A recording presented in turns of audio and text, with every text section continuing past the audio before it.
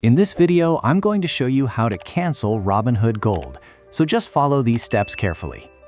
Now, the first thing you want to do is open the Robinhood app on your device and log into your account.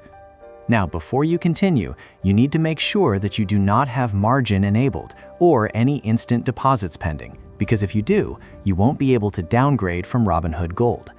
Now, once you're ready, go to the main screen and tap on your profile icon in the bottom right corner.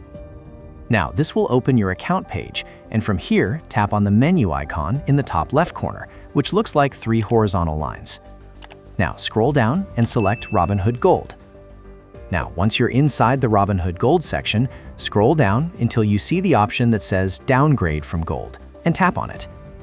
Now, Robinhood will show you a message letting you know that you still have remaining days on your subscription, but you can choose to downgrade immediately.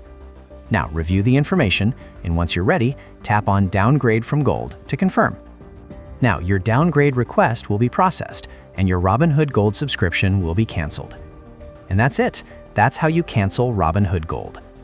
If this helped you out, please subscribe. It really helps me out as well. Thanks for watching, and I'll see you in the next one.